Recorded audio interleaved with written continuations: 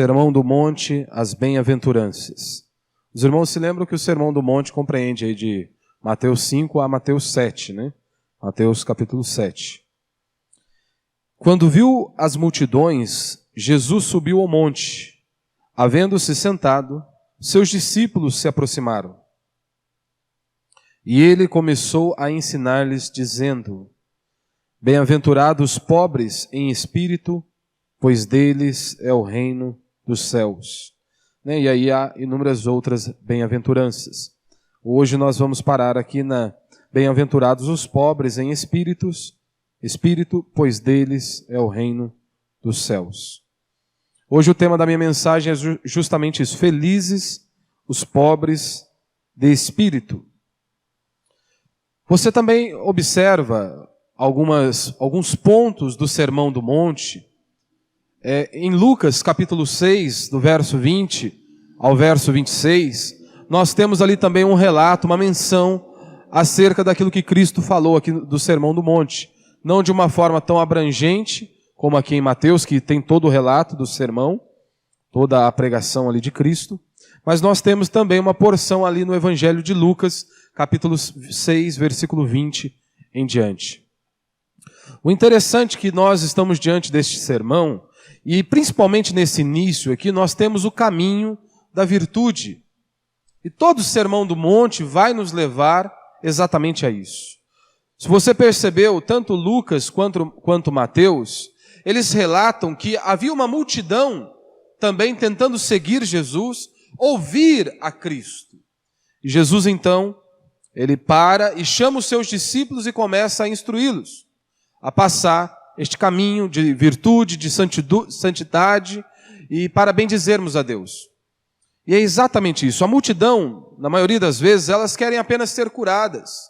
Eles querem apenas que Jesus resolva o problema delas de forma imediata, sem ter algum contato verdadeiro com a fé, conhecerem a Cristo de verdade. Interessante que quando Jesus chama os seus discípulos e começa a anunciar o caminho da virtude, chamando a virtude e a santidade, nós temos estas pessoas ali, as multidões, que são pessoas que não conhecem a Deus, que não querem servir a Deus, mas querem apenas uma solução de forma imediata para os seus problemas. A virtude é o caminho da excelência moral, do aprimoramento do indivíduo. Ou seja, é o caminho onde eu e você queremos melhorar dia após dia, mas não por nós mesmos. É um caminho onde nós queremos melhorar a cada dia para que, de fato, nós possamos nos parecer com Cristo. Porque ao Jesus pregar este sermão, é justamente para o seu povo, para os seus filhos, para a sua igreja. Então, quando você ler aqui o Sermão do Monte, as bem-aventuranças, você precisa se enxergar dentro desse discurso, ou seja, eu faço parte dos ouvintes a qual Cristo direcionou este discurso. Ou seja, eu preciso melhorar a cada dia como ser humano, como servo de Deus, como filho de Deus. As multidões, como eu disse, elas querem apenas uma solução para os seus problemas. Nós temos inúmeros exemplos na Escritura de pessoas que chegaram-se a Jesus apenas para receberem algo, receberem uma cura, uma libertação, uma transformação e logo foram embora. Você se lembra lá dos 10 leprosos? Quantos foram curados? Os 10 foram curados. Quantos voltaram? Apenas um voltou para glorificar a Deus, para exaltar a Cristo, ou seja, ele de fato havia sido transformado e havia encontrado a Cristo. Hoje, muitas pessoas, elas saem de seus lares e vão a um local de culto, não em busca da verdade. Elas estão em busca apenas de uma solução imediata para os seus problemas. Elas querem uma cura para as suas enfermidades, elas querem um alimento para o seu estômago, mas elas não querem conhecer a Deus. Elas não querem conhecer a Cristo, elas não querem conhecer a verdade da palavra de Deus. Como, por exemplo, uma pessoa que está doente, ela sai procurando a cura em inúmeros lugares.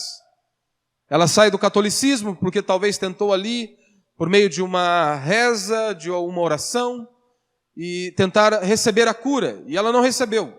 Aí então eles vêm a uma igreja evangélica e pedem para um pastor orar, clamando para que Deus possa curá-las, daquela enfermidade, curá-la daquela enfermidade. E elas não conseguem, não obtêm a cura, não recebem a cura.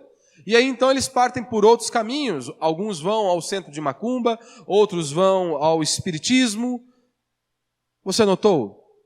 Eles saem peregrinando cura. Eles não estão em busca da verdade. Eles não querem conhecer a Deus, não querem conhecer a Cristo. Eles querem apenas uma solução imediata para os seus problemas. É isso que muitos querem. Porque, meu irmão, convenhamos, se eu prego A e o outro prega B, é impossível que esta pessoa continue indo a outros lugares.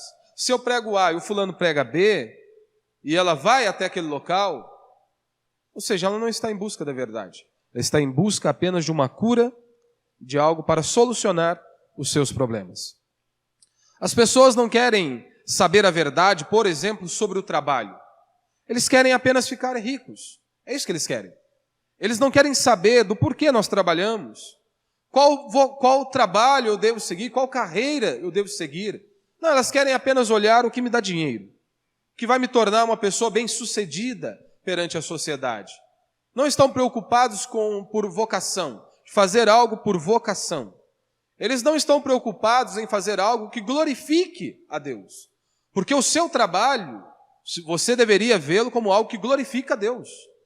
Por isso que você deve fazer o seu trabalho com excelência, com perfeição, para que o nome do Senhor seja glorificado por meio de sua vida.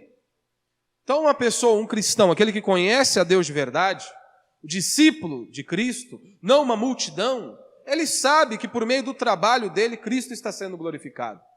Ele não visa apenas o dinheiro.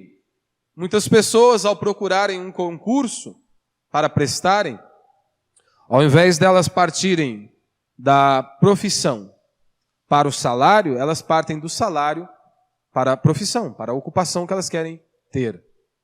Ou seja, não fazem nada por vocação, porque foram chamados, porque aquilo queima no coração delas.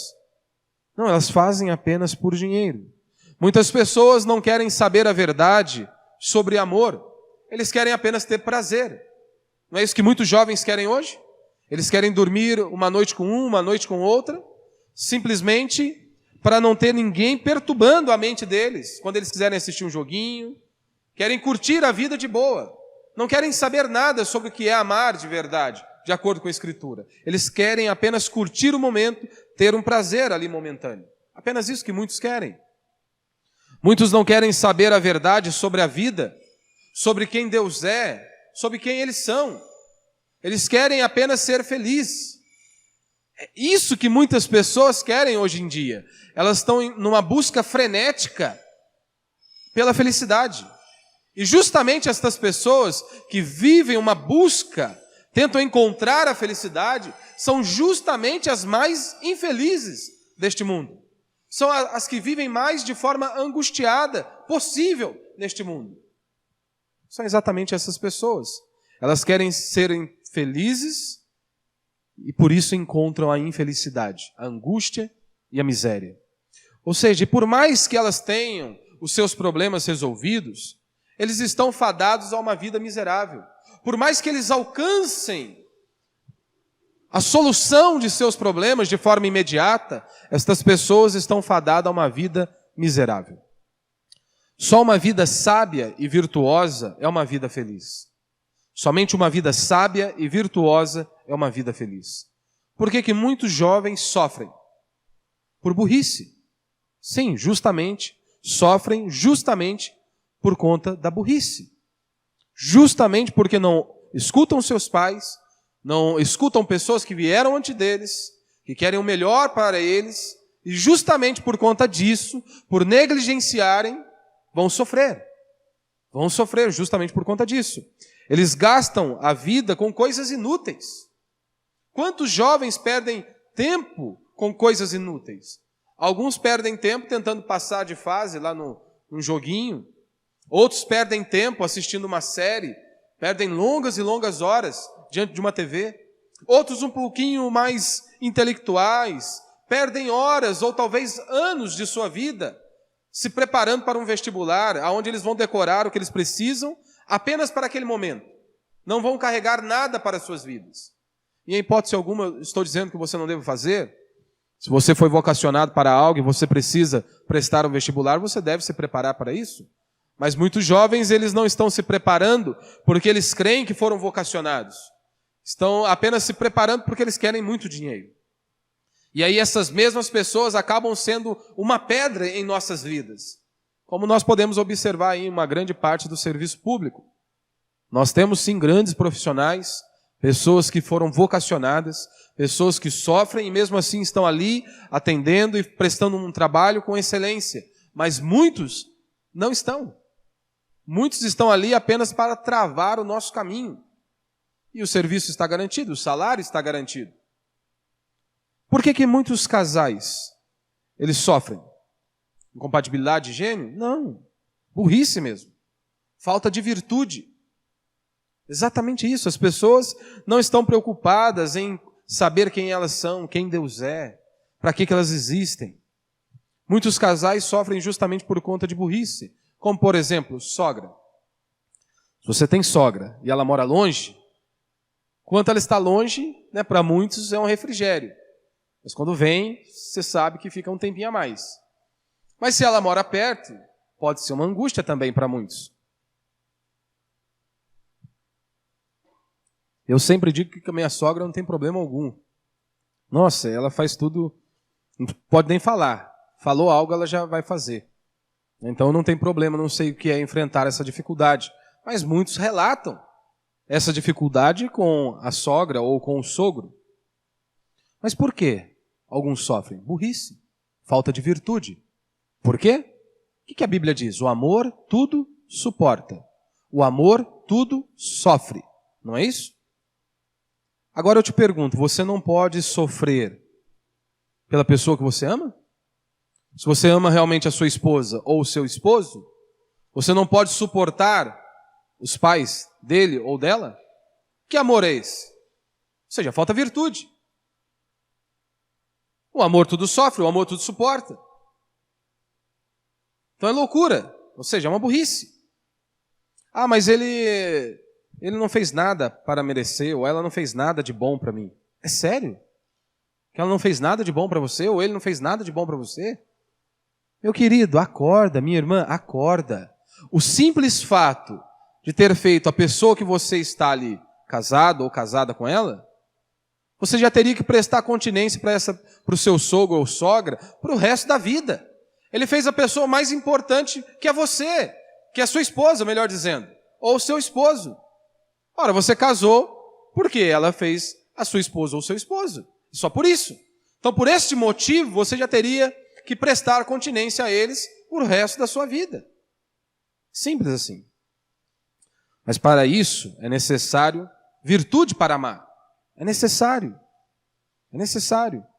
Se você prestar atenção, em Lucas, por exemplo, nós vemos o relato acerca das multidões, quando Jesus perguntou quem ele era. E aí, as pessoas dizem que eu sou quem? E aí você percebe que a multidão não tinha conhecimento algum de quem Cristo era. Deram inúmeros exemplos para tentar descrever quem era Cristo, ou pessoas para mostrar quem Cristo era. De repente Jesus volta para os seus discípulos e eles reafirmam quem ele era de fato. Ou seja, o conheciam. As multidões são assim. Elas não conhecem a Deus. Elas querem apenas obter algum benefício da parte de Deus. Os discípulos, entretanto, são pessoas que querem se desenvolverem como seres humanos.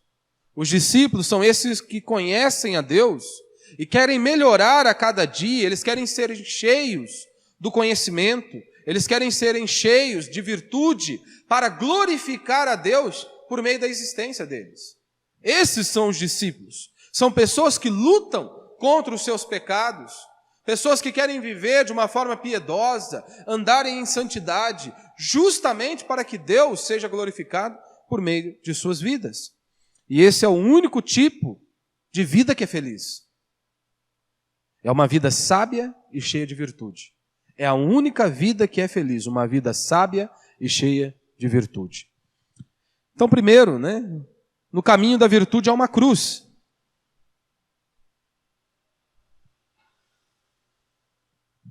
No caminho da virtude há uma cruz.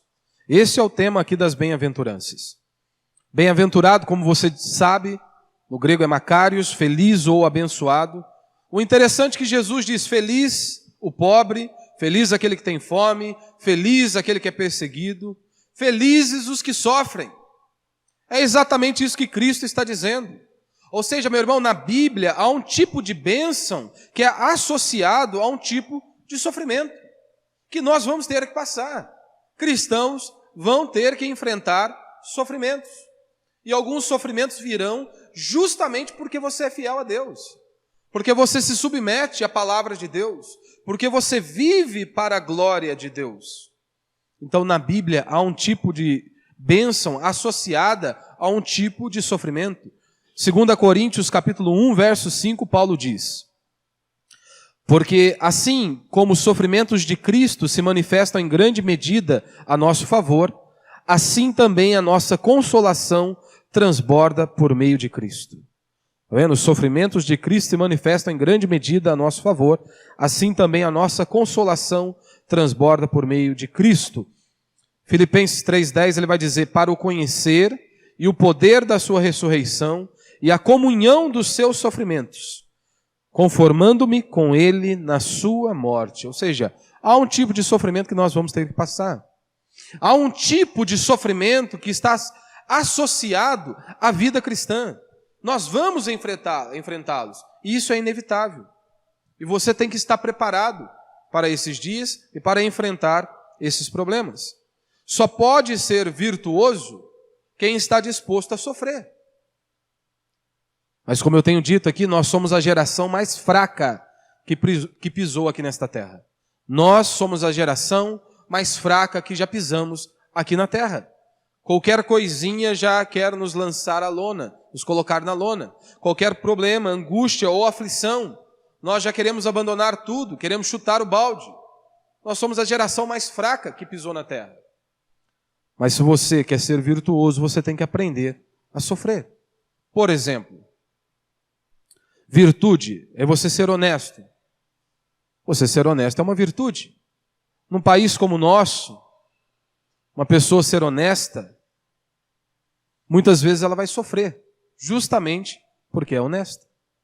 Quantas pessoas perdem um emprego, não porque ele é um ladrão, não porque ele roubou, não porque ele é um safado, mas ele perdeu o emprego justamente porque ele foi fiel, justamente porque ele foi honesto, que ele não mentiu, justamente porque ele não se dobrou diante de algo que vai contra a sua fé.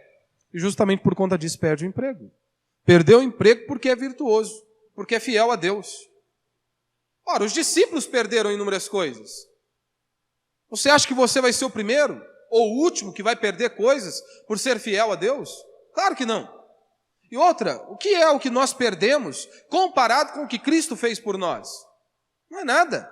Se nós perdermos família, emprego ou qualquer outra coisa comparado com o que Cristo fez, não é nada. Nós não estamos apresentando nada e nós não estamos perdendo nada. Pelo contrário, nós ganhamos e temos muito mais do que nós merecemos.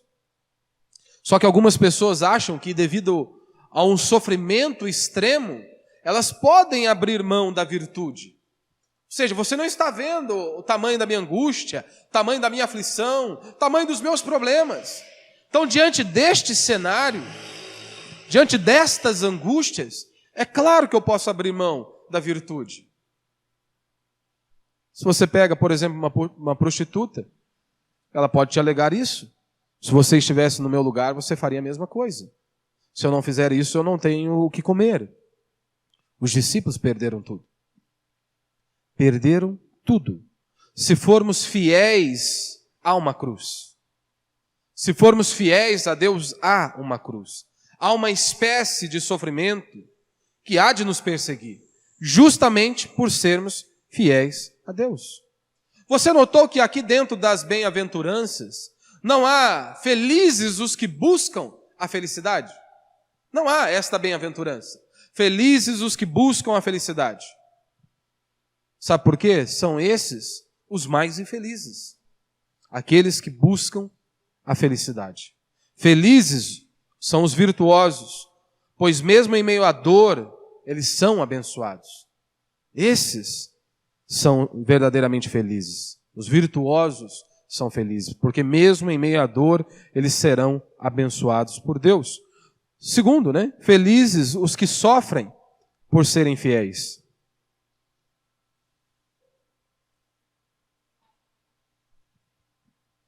Como eu disse, feliz ou abençoado. É isso que significa bem-aventurado. Você tem aqui 4 bem-aventuranças: os pobres, aqueles que passam fome, aqueles que choram e aqueles que serão perseguidos. Jesus está dizendo que estes serão felizes. Estas pessoas serão felizes. O engraçado é que quando você volta para o Antigo Testamento, quando você olha para a lei, a pobreza, a fome, o sofrimento e a perseguição era um símbolo claro de que alguém que era maldito. Se a pessoa passasse fome, era pobre, sofrimento e perseguição, era alguém que estava debaixo de maldição. Era um maldito. Por que será então que Cristo está dizendo que felizes são estas pessoas? Engraçado, por exemplo, Deuteronômio 28 vai narrar isso. Olha, aqueles que estão longe de Deus, aqueles que são pecadores, aqueles que abandonaram a Deus, eles vão sofrer. Não haverá chuva, não vai ter nada, é só pó e cinza. E ele diz no capítulo 28, ainda no verso 25, diz o seguinte: olha, eles vão lutar, os inimigos vão persegui-los, eles vão sofrer. E Deuteronômio 28, 48 conclui da seguinte maneira: assim, com fome, com sede, com nudez e com a falta de tudo, servirás aos inimigos que o Senhor enviarão contra ti. Sobre o teu pescoço porá um jugo de ferro, até que te haja destruído. Ou seja, vocês vão servir os seus inimigos. Ou seja, se vocês pecarem, vocês irão sofrer. Era isso que estava ali na lei. Mas por que então que Jesus disse, olha, felizes os que choram, os que são perseguidos, os que passam fome, felizes os pobres? No verso 17 aqui do capítulo 5, você percebe que Jesus ele não veio para abolir a lei, mas ele diz que ele veio para cumprir a lei. Mas por que então ele está dizendo isso? Que feliz estas pessoas. Ou seja, ele está dizendo feliz são aqueles sofrimentos por conta da nossa fé. Felizes são esses que enfrentam às vezes fome, choro, perseguição e inúmeras outras coisas por amor a Deus. Esses são felizes, mesmo enfrentando fome, dor, sofrimento e angústia.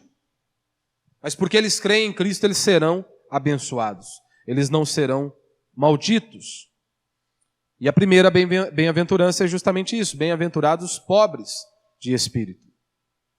Jesus está dizendo, olha, bem-aventurado vocês, meus discípulos, pobres.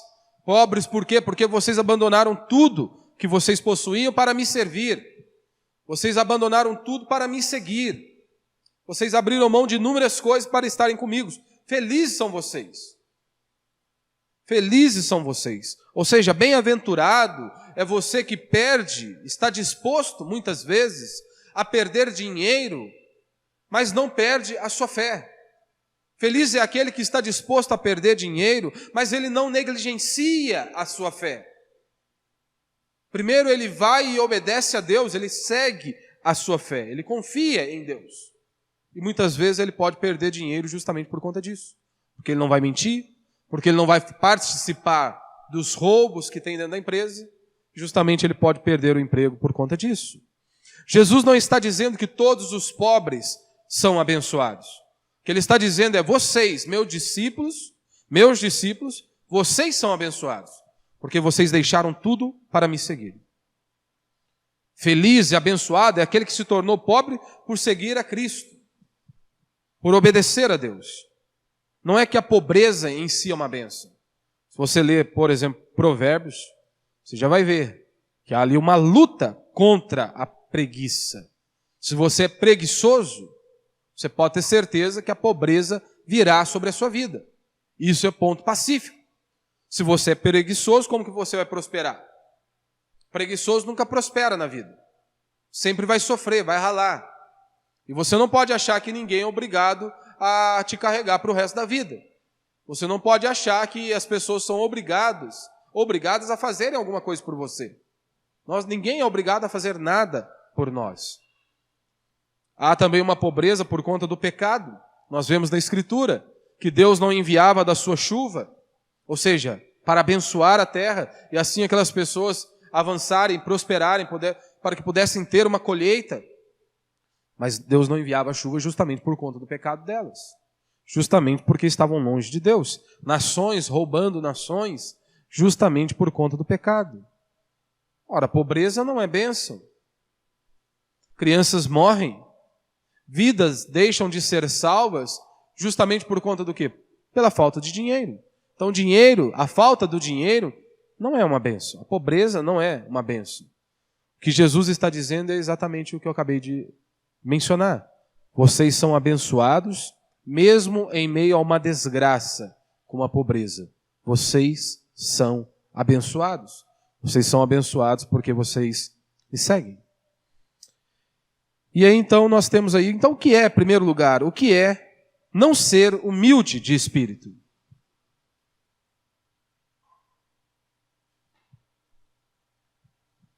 O que é não ser humilde de espírito?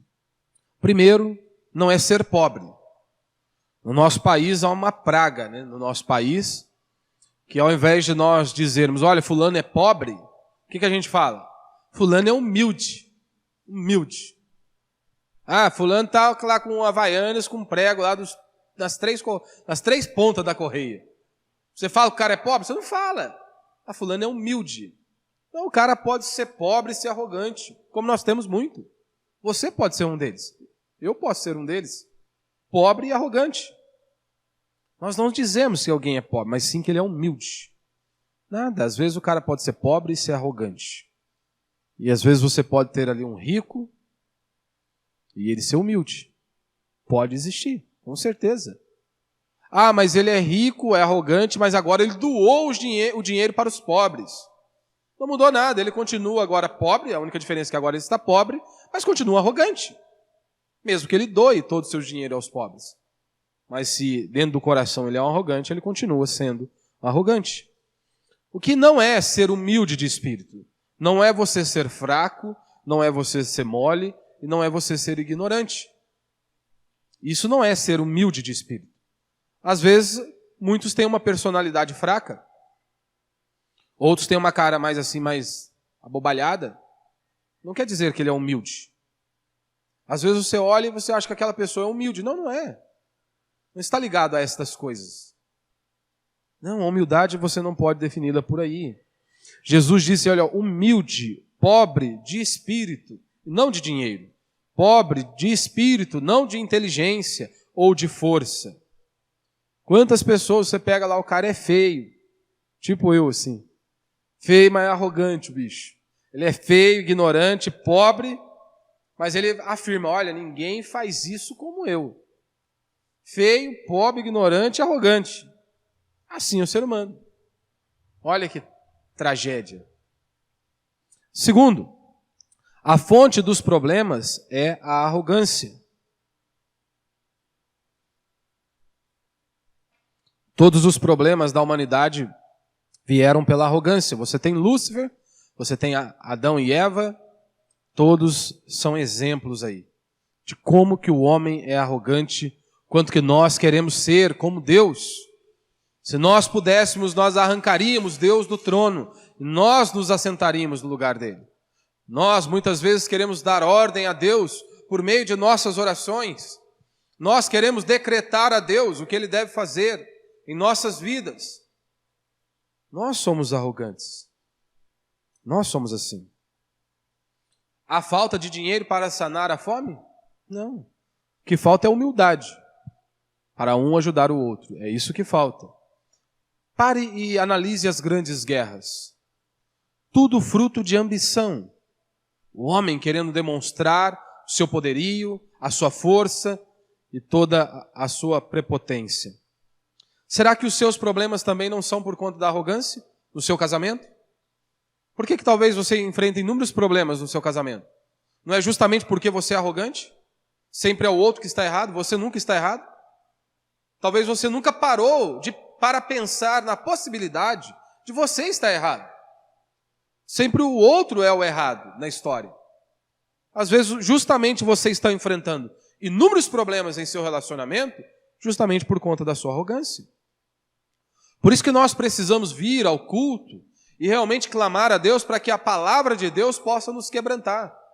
Para que o Espírito Santo possa trabalhar em nossas vidas, quebrar o nosso coração, o nosso orgulho, a nossa arrogância, para que de fato Cristo conduza a nossa vida. Para isso você precisa se humilhar diante de Deus. Você tem que vir ao culto, ouvir a palavra de Deus e pedir para que de fato, a Deus, para que Ele te dê graça para que você se submeta à palavra dEle. Para que de fato Ele conduza a sua vida. Que afinal de contas nós reafirmamos e dizemos que somos cristãos. Temos um Deus. Então você deve obedecer a Ele. Como você deve se portar no seu casamento. Você não pode levar o seu casamento do jeito que você quer. O que Deus diz acerca disso? Ponto final. Você se submete a Ele. O que Deus diz acerca de filhos? Criação de filhos. Eu me submeto a Ele, ponto final. O que Deus diz acerca de nossos pais? Eu me submeto às ordens dEle, e ponto final. E isso se aplica a tudo em nossa vida. Ou Cristo é o Senhor de sua vida, ou Ele não é nada. Ou nós viemos aqui, culto após culto, e erguemos a nossa voz, erguemos também as nossas mãos aos céus, e dizemos que Ele é o Senhor, e fazemos na prática também isso, ou nós estamos malucos, loucos. Estamos perdendo tempo.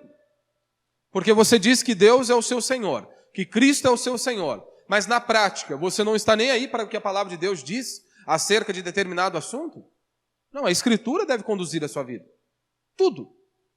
A Escritura deve conduzir todas as áreas de nossa vida. Então a primeira pergunta que um cristão deveria fazer é o que Deus manda eu fazer? O que Deus diz que eu devo fazer? Ponto final. Aí acabam os problemas. Todo pecado vem por conta disso. Você vai ver que vem por conta da nossa arrogância, do nosso orgulho. A pessoa mata o outro. Por quê? Ora, por conta do ódio. O ódio que a feriu. Por isso que eles querem matar. Querem destruir os outros. A cobiça. Justamente por conta do orgulho. Por que ele pode ter e eu não posso ter? Por que ele pode ter esse carro e eu não posso ter esse carro? Ora, como assim? Há inúmeros problemas. Por isso, meu irmão, que até a salvação é justamente para nos quebrar, como Paulo diz em Efésios 2:8, porque pela graça sois salvos por meio da fé, e isto não vem de vós, é dom de Deus, não vem das obras para que ninguém se glorie.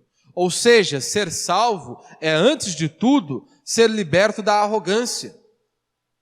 É você ser liberto da arrogância, ou seja, eu não posso me salvar. Mesmo que as pessoas digam que eu sou bom, mesmo que a sociedade me aplauda, se você olha para a Escritura e entende, eu não posso ser justificado pelos meus próprios méritos, você precisa levantar as suas mãos aos céus, prostrar-se diante do Senhor e se arrepender dos seus pecados, aqui já está quebrando a nossa arrogância. Porque nós não temos nada para apresentar a Deus. Nós não temos nada para colocar diante de Deus e dizer, eu sou bom o bastante.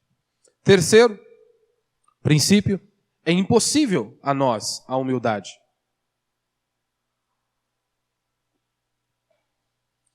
Pense comigo. Se Deus te desse poder para você ressuscitar mortos, por exemplo, se Deus te desse poder para ressuscitar mortos, só que você não pode falar para ninguém. Você queria usar esse dom aí? Você queria pôr em prática? Pô, chegar lá, ninguém está sabendo, ninguém viu.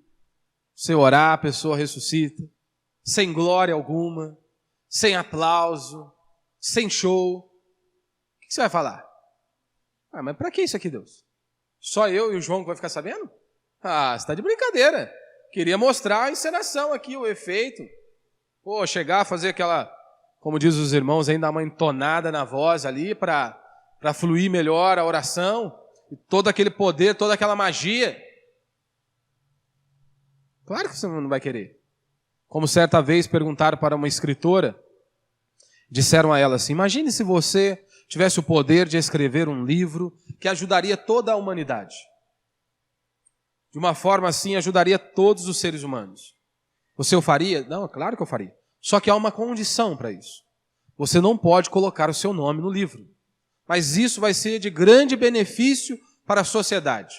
Você tem coragem de escrever? É ruim, que lasque, todo mundo se lasque aí, mas eu quero o meu. Eu quero o meu. Pare para pensar. Nós nos orgulhamos da santidade. Sim.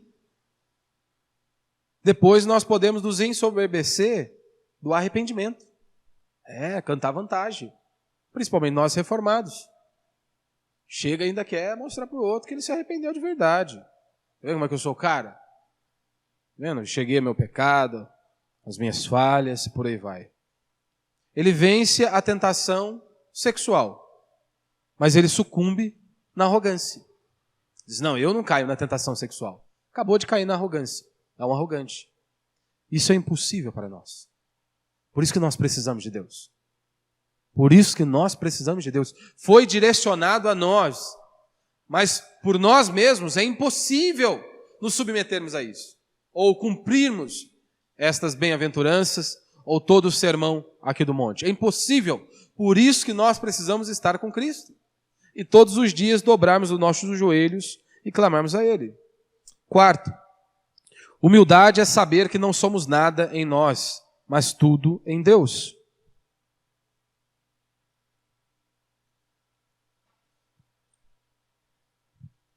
Humildade é saber que não somos nada em nós, mas tudo em Deus. Isso você precisa se lembrar todos os dias. Jesus foi categórico ao dizer, sem mim nada podeis fazer. Mas todos os dias nós somos tentados a confiarmos em nós mesmos, a dependermos da força do nosso braço, acharmos que nós fazemos, nós traçamos o nosso destino, nós fazemos a nossa sorte, nós fazemos tudo acontecer. Isso é ilusão. Pessoas que acham que, pelo simples fato delas se esforçarem, tudo vai sair do jeito que elas querem, se frustram. Com isso não estou dizendo que você não deve se preparar, você não deve fazer o seu melhor. Pelo contrário, você deve fazer. Como cristão, você deve fazer tudo com excelência para a glória de Deus. Mas lembre-se, tudo depende do Senhor. Eu não tenho controle de nada. Você não tem o controle de nada. Nós não sabemos se vamos acordar amanhã. Ou melhor, nós nem sabemos se antes da 0 hora nós vamos estar vivos. Mas nós achamos que temos o controle de tudo. É ilusão. Isso te deixa louco. Isso te deixa aflito. Nós não temos o controle de nada. Você precisa colocar isso na sua cabeça. A hora que você entender que você não tem o controle de nada, você vai encontrar paz, que você vai se dobrar diante do Senhor e vai entregar a sua vida, o seu caminho, as suas angústias e as suas limitações a Ele. Ponto final. Nós precisamos crer na graça de Deus. Crer nele, confiarmos nele. A dor é a única cura para a arrogância.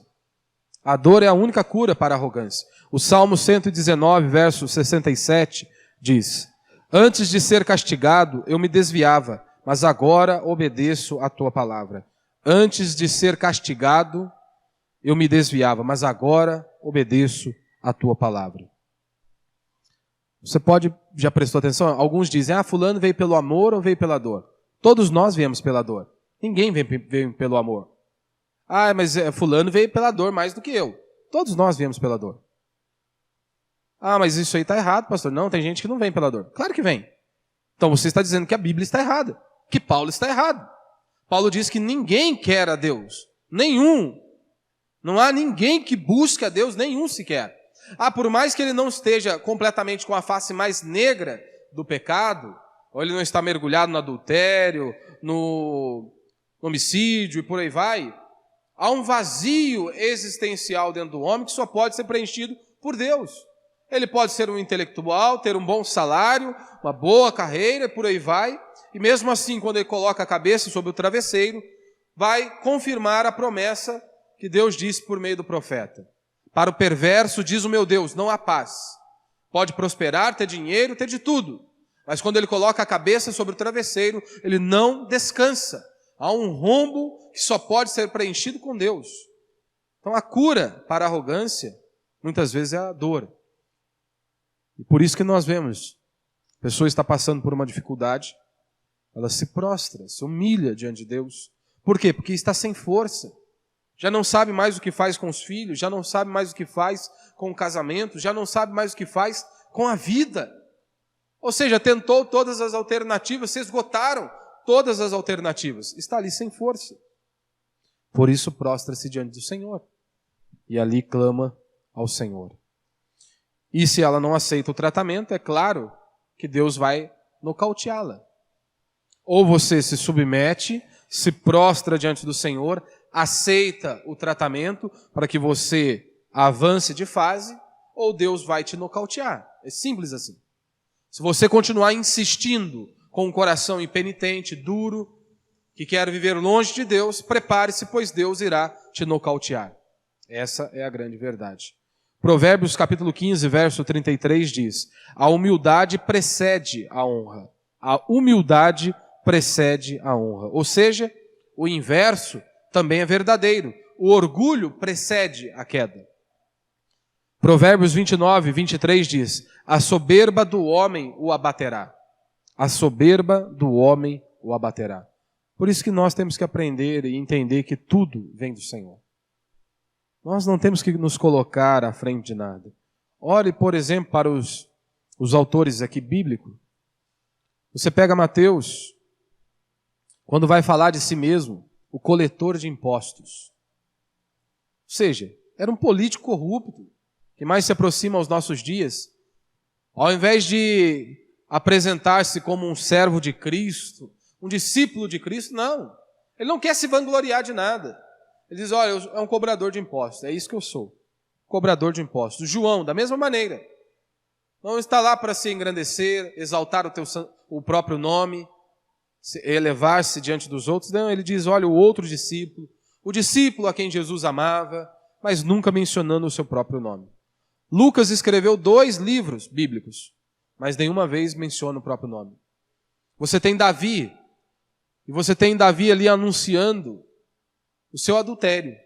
Mas você não vê Davi contando vitória acerca da sua batalha com Golias. Você não vê. Ele narra o seu adultério, mas ele não fala nada da sua vitória contra Golias.